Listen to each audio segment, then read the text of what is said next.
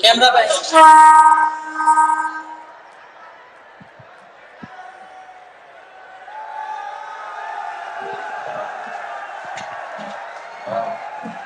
Successful. सादर सभी को स्थान ग्रहण करने का अनुरोध। हम सब सौभाग्यशाली हैं कि उस कालखंड से हैं जिसमें माननीय प्रधानमंत्री जी हम सब के अभिभावक हैं। आज अपने बीच मैं इस अपार जन समुदाय की ओर से आपसे बड़े ही आदर और सम्मान के साथ अनुरोध करती हूँ, हम सबको अपना आशीर्वाद प्रदान करें, हम सबका मार्गदर्शन करें। हमारे माननीय प्रधानमंत्री जी जो कहते हैं कि विश्वास की लौ जलाकर विकास का दीपक लेकर सपनों को साकार करने अभी तो सूरज उगा है। माननीय प्रधानमंत्री जी।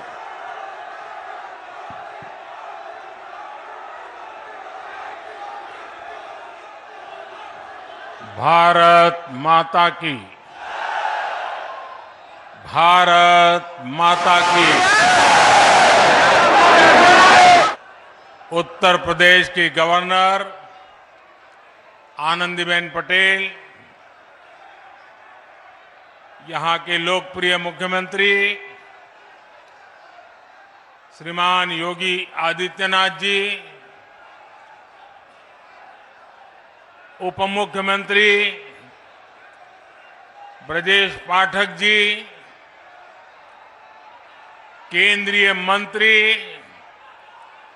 श्री वीके सिंह जी, उत्तर प्रदेश भारतीय जनता पार्टी के अध्यक्ष श्रीमान भूपेंद्र चौधरी जी, अन्य प्रतिनिधिगण और बुलंद के मेरे प्यारे भाइयों और बहनों,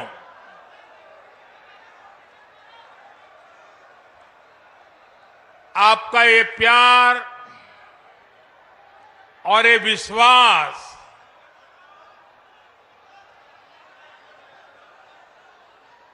जीवन में इससे बड़ा सौभाग्य क्या हो सकता है। मैं आपके प्यार के लिए अभिभूत हूं और मैं आज देख रहा था इतनी बड़ी तादाद में माताएं बहनें, और ये समय तो हमारे यहाँ परिवार में माताओं बहनों का सबसे व्यस्त समय होता है, रसोई का समय होता है, लेकिन सब छोड़ छाड़ करके इतनी बड़ी तादाद में हमें आशीर्वाद देने आए सभी माताओं बहनों को मेरा विशेष प्रणाम।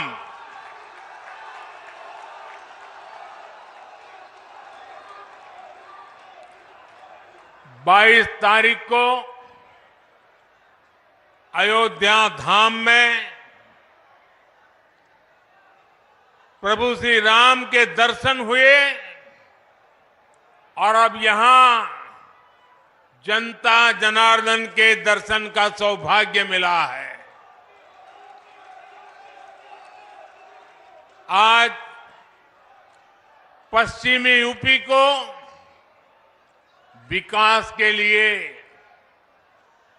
19,000 करोड़ रुपए से अधिक के प्रोजेक्ट भी मिले हैं। ये project rail line, highway, petroleum pipeline, पानी, सीवेज, मेडिकल कॉलेज और औद्योगिक शहर से जुड़े हुए हैं। आज यमुना और रामगंगा की स्वच्छता से जुड़े प्रोजेक्ट का भी लोकार्पण हुआ है। मैं बुलंदशहर सहित पश्चिमी उत्तर प्रदेश के सभी मेरे परिवारजनों को इसके लिए बहुत बहुत बधाई देता हूं।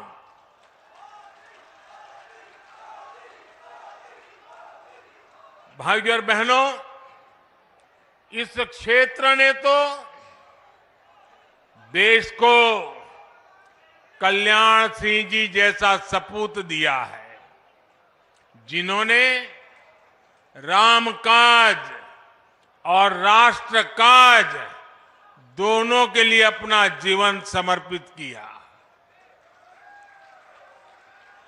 आज वो जहां है, अयोध्या धाम को देखकर बहुत आनंदित हो रहे होंगे। ये हमारा सौभाग्य है कि देश ने कल्याण सिंह जी और उनके जैसे अनेक लोगों का सपना पूरा किया है। लेकिन अभी भी सशक्त राष्ट्र के निर्माण का, सच्चे सामाजिक न्याय का उनका स्वप्न पूरा करने के लिए हमें अपनी गति और बढ़ानी है, और जिसके लिए हमें मिलकर काम करना है।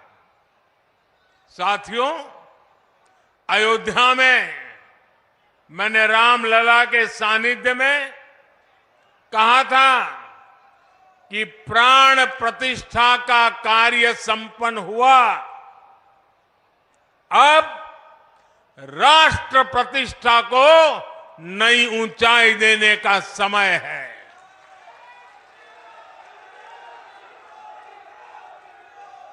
हमें देव से देश और राम से राष्ट्र के मार्ग को और प्रशस्त करना है।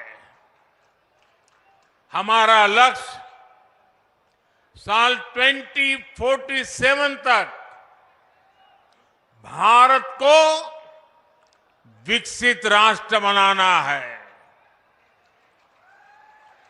और लक्ष्य बड़ा हो तो उसके लिए हर साधन जुटाना होता है, सबको मिलकर के प्रयास करना पड़ता है। विकसित भारत का निर्माण भी यूपी के तेज विकास के बिना संभव नहीं है। इसके लिए हमें खेत खलिहान से लेकर ज्ञान, विज्ञान, उद्योग, उद्यम तक हर शक्ति को जगाना है। आज का ये आयोजन इसी दिशा में एक और कदम है, बड़ा कदम है, महत्वपूर्ण कदम है।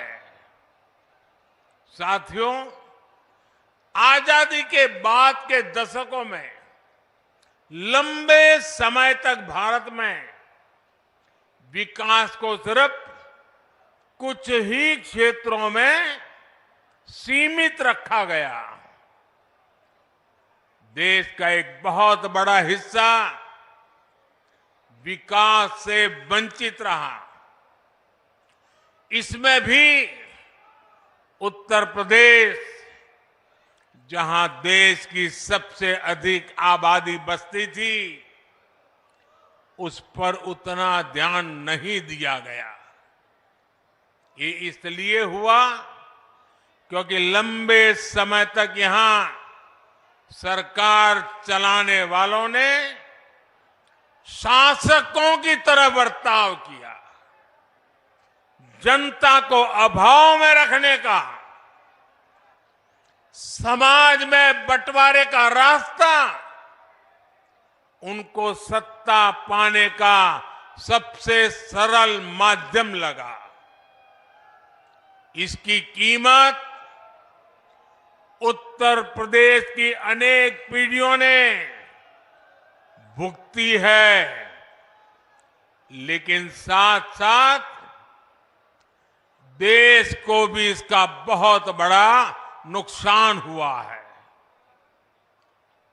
जब देश का सबसे बड़ा राज्य ही अगर कमजोर हो तो देश कैसे ताकतवर हो सकता था?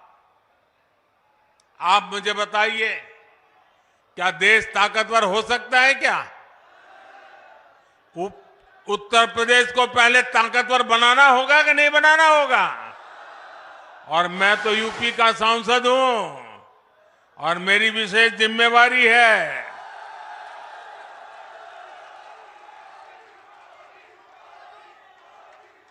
मेरे परिवारजनों, 2017 में डबल इंजन की सरकार बनने के बाद से यूपी में पुरानी चुनौतियों से निपटने के साथ ही आर्थिक विकास को नई गति दी है। आज का कार्यक्रम हमारी इस प्रतिबद्धता का प्रमाण है। आज भारत में 2 बड़े डिफेंस कॉरिडोर पर काम चल रहा है। उनमें से एक यूपी में, पश्चिमी यूपी में बन रहा है। आज भारत में नेशनल हाईवे का तेजी से विकास हो रहा है। उसमें से अनेक पश्चिमी यूपी में बन रहे हैं। आज हम यूपी के हर हिस्से को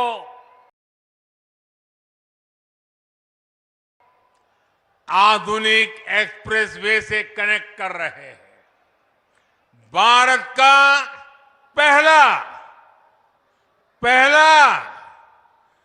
पहला नमो भारत ट्रेन प्रोजेक्ट पश्चिम यूपी में ही शुरू हुआ है।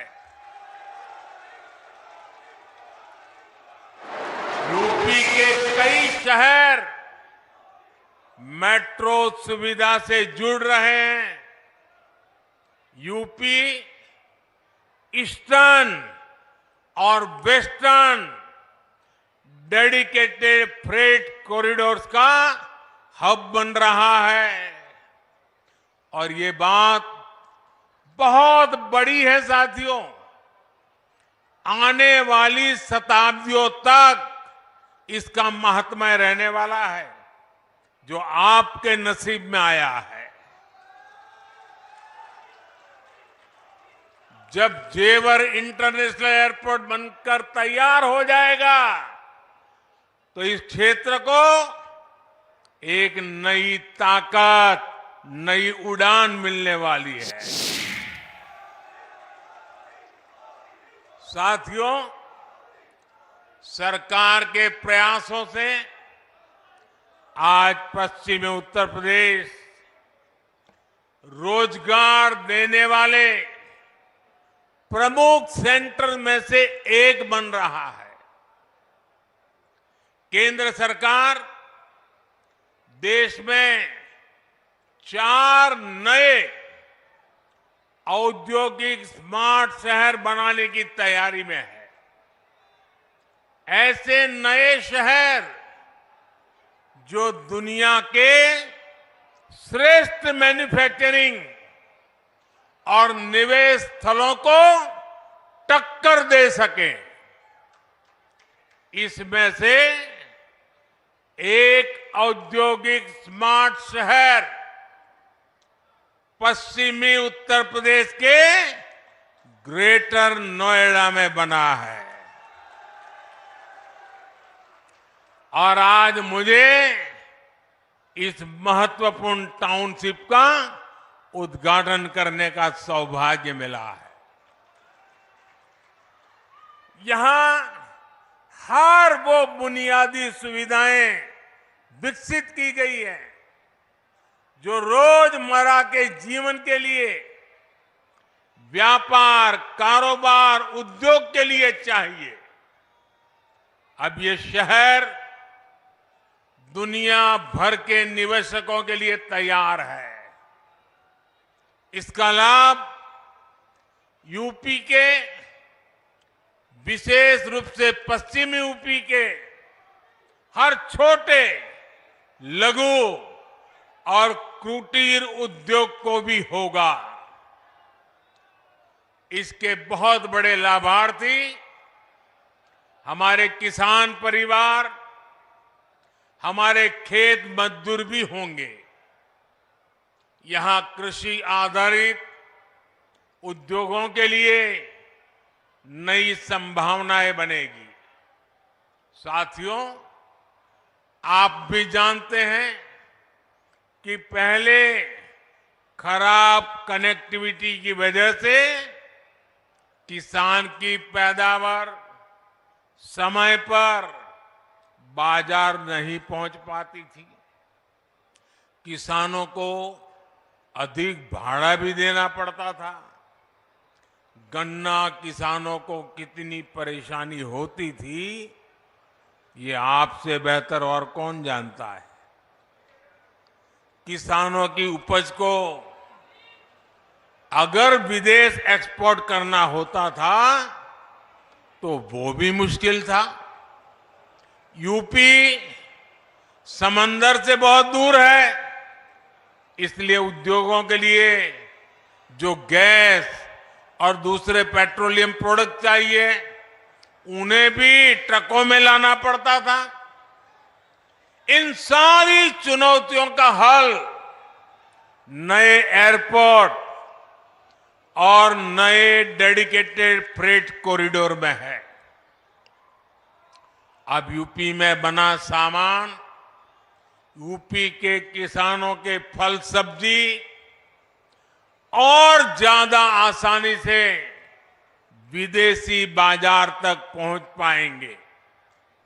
मेरे परिवारजनों, डबल इंजन सरकार का निरंतर प्रयास है कि गरीब और किसान का जीवन आसान हो। मैं योगी जी की सरकार को बधाई दूंगा कि उन्होंने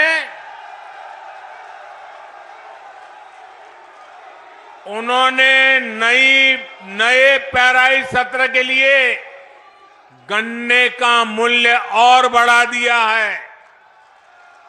गन्ना किसान हो, गेहूं और धान किसान हो, सभी किसानों को पहले अपनी ही उपज का पैसा पाने के लिए लंबा इंतजार करना पड़ता था। लेकिन हमारी सरकार इस परिस्थिति से किसान को बाहर निकाल रही है। हमारी सरकार ने ये सुनिश्चित किया है, मंडी में अनाज बेचने पर किसान का पैसा सीधे किसान के बैंक अकाउंट में जाना चाहिए।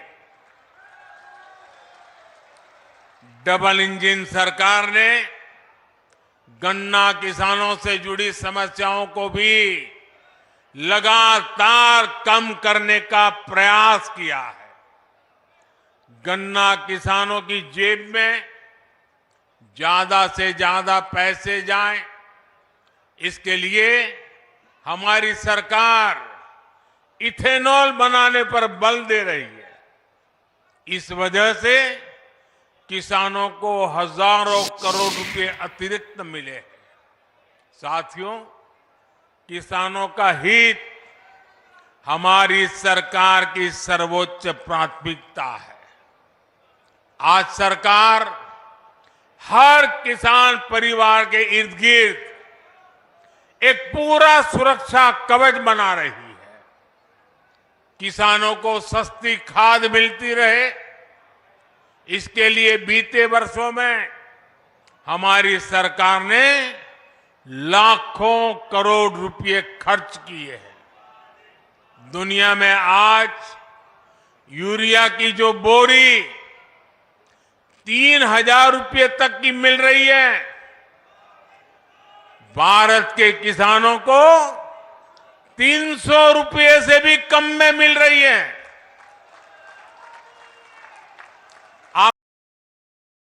आपने ठीक से सुना क्या? ये यूरिया की बोरी दुनिया में 3,000 रुपए तक में बिकती है, जबकि भारत सरकार आपको वो बोरी 300 से भी कम कीमत में देती है। अब देश ने और एक महत्वपूर्ण काम किया है। नैनो यूरिया बनाया है। इससे एक बोरी खाद की शक्ति एक बोतल में समा गई है। इससे भी किसानों को लागत कम होगी, बचत होगी। सरकार ने करोड़ों किसानों के खातों में पीएम किसान सम्मान निधि के 3.25 लाख करोड़ रुपए भी ट्रांसफर किए हैं।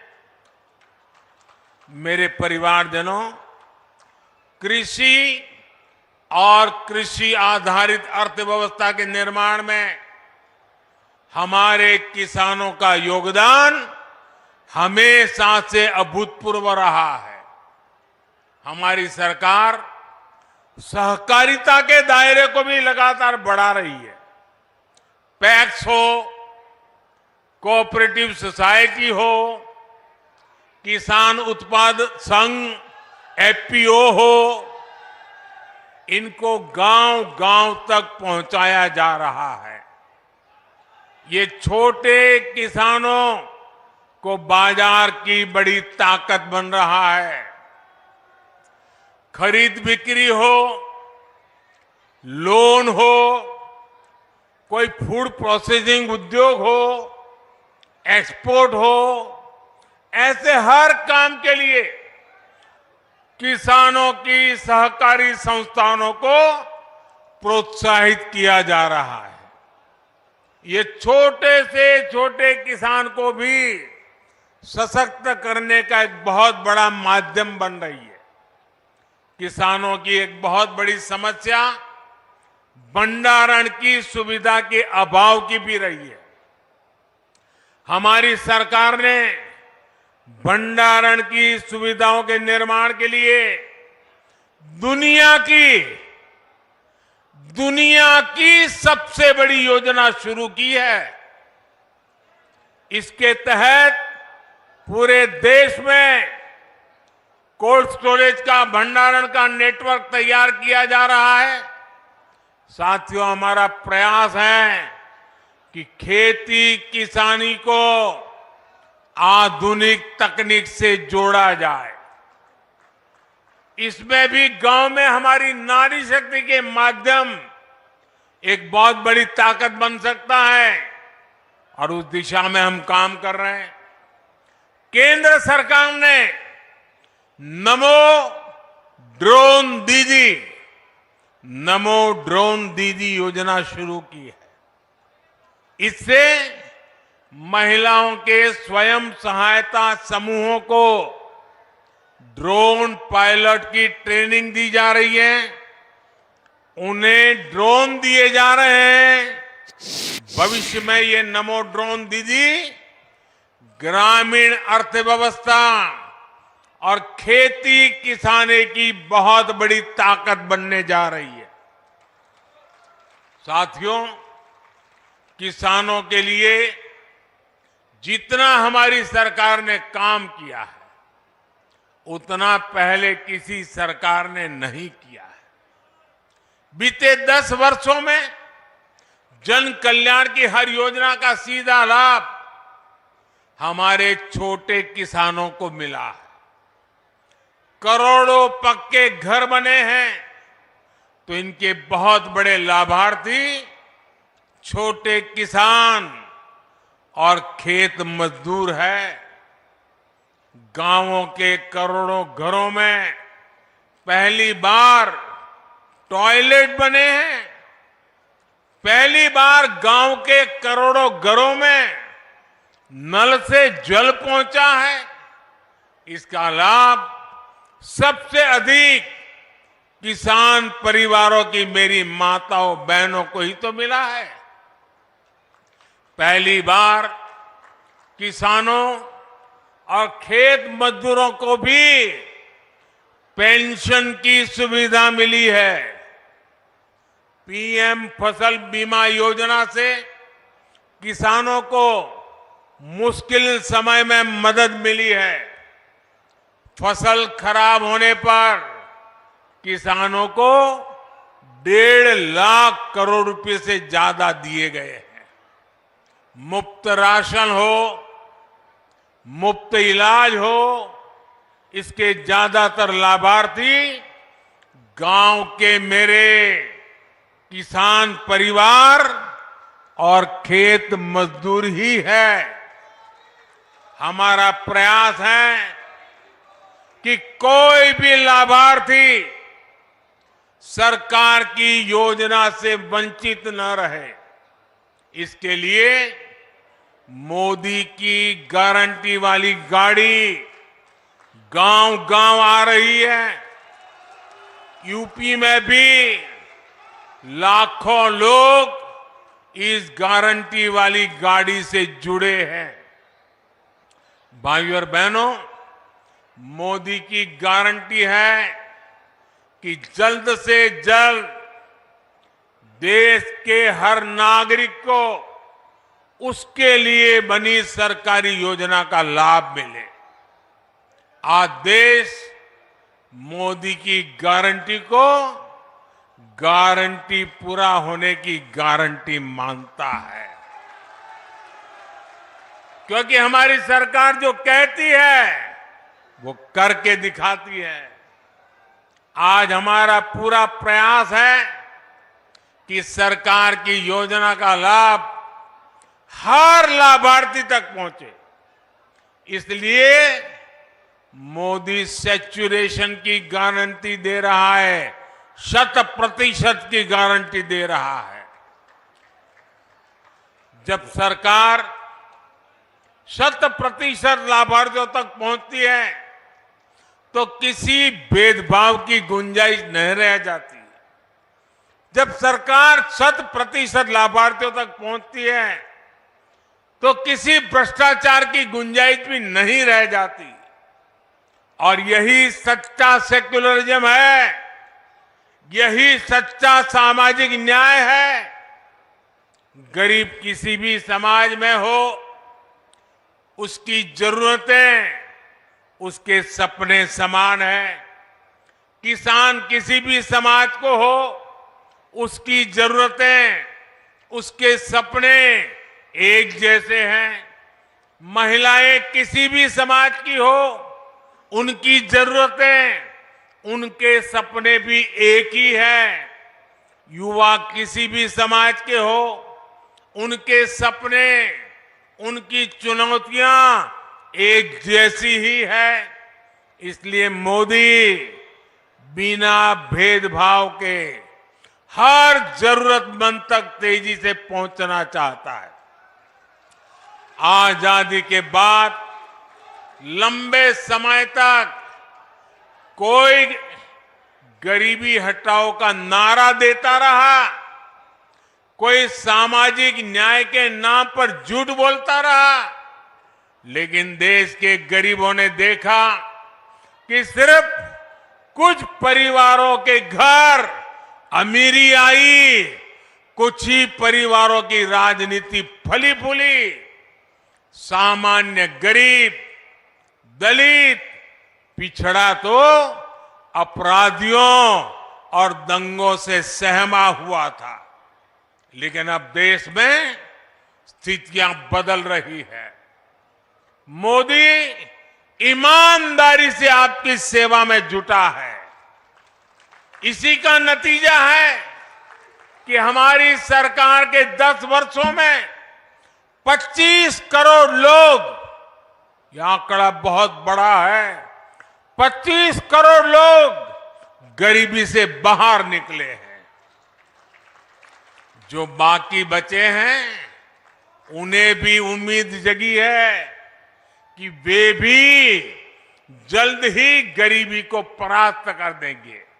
साथियों, मेरे लिए तो आप ही मेरा परिवार है।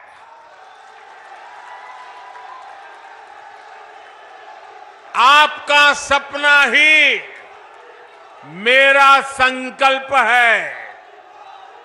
इसलिए आप जैसे देश के सामान्य परिवार जब सशक्त होंगे तो यही मोदी की पूंजी होगी। गांव गरीब हो, युवा, महिला, किसान हो, सबको सशक्त करने का ये अभियान जारी रहेगा।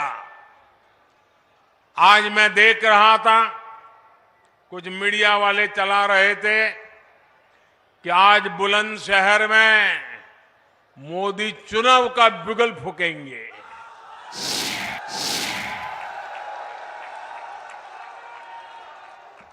मोदी तो विकास का बिगुल फूंकता रहता है। मोदी तो समाज के आखिरी व्यक्ति के कल्याण के लिए बिगुल फूंकता रहता है। मोदी को न पहले जरूरत थी, न आज जरूरत है, न आगे जरूरत है चुनाव के बिगुल फूंकने की। मोदी के लिए तो ये जनता जनार्दन बिगुल फूंकती रहती है। और जब जनता जनार्दन बिगुल फूंकती है तो मोदी को अपना समय उस बिगुल फूंकने में नहीं लगाना पड़ता। उसको तो अपना समय जनता जनार्दन के चरणों में बैठ करके सेवा भाव से काम करने में उसका समय लगा रहता है।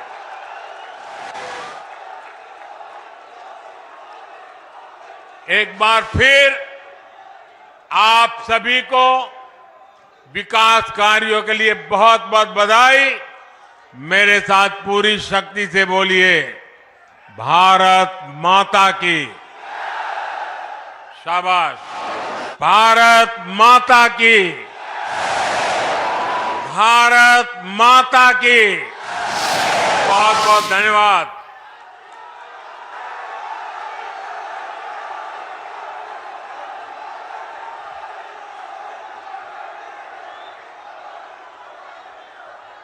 सादर आभार माननीय प्रधानमंत्री जी, आपके प्रेरणादायी उद्बोधन के लिए। हम सबको